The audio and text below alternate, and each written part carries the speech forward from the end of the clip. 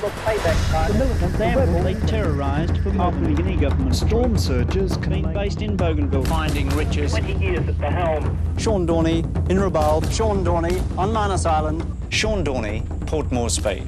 I spent 3 terrific years actually up there working for the NBC and ended up playing for the national side for 2 years, and on my last appearance captaining the Kumals, which was an extraordinary thing for someone who wasn't even a citizen of the country. And the best thing I ever did in my entire life was meet this one here.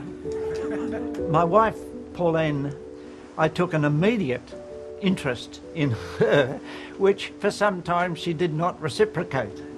But eventually, I broke her down, and we ended up getting married in 1976, and we've got 2 kids and now 3 fabulous grandkids. So it's been a wonderful relationship, and Pauline's been an absolute tower of strength.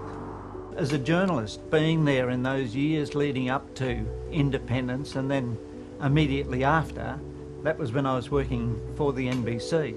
I just found it to be just an absolutely, bewildering but fascinating and interesting place. There was a real sense of expectation and hope. It was, a very, very exciting time, and I got to travel around, the country with some of the leaders. I got to know Michael Samari and Julius Chan, Yimbaki Okuk. I don't think I met one of those significant Papua New Guinean leaders who I didn't like. I, got to know Michael Samari really well.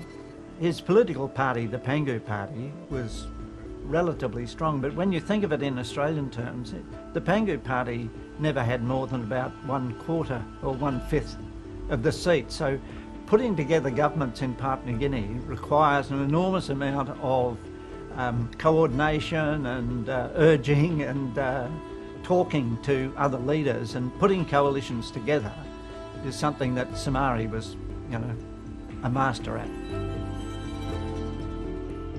It was confusing, actually. I don't think a lot of people really understood just what independence was about, and I think there was a lot of apprehension about the country, this time.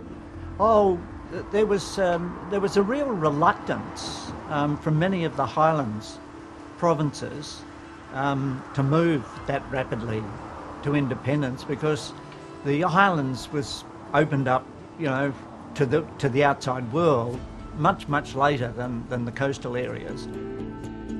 The most memorable was covering changes of government, but also I suppose some of the big stories that I covered up here involved natural disasters.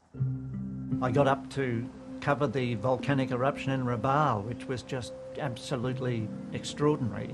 36 hours of violent volcanic activity has left most of Rabaul covered by a thick layer of ash.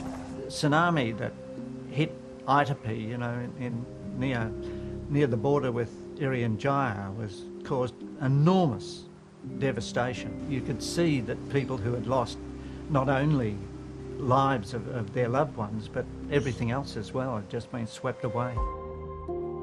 It's got enormous natural resources, Papua New Guinea, and one of the greatest natural resources it's got, of course, are its people. It is just so diverse. It's just, I think, the most interesting place on earth.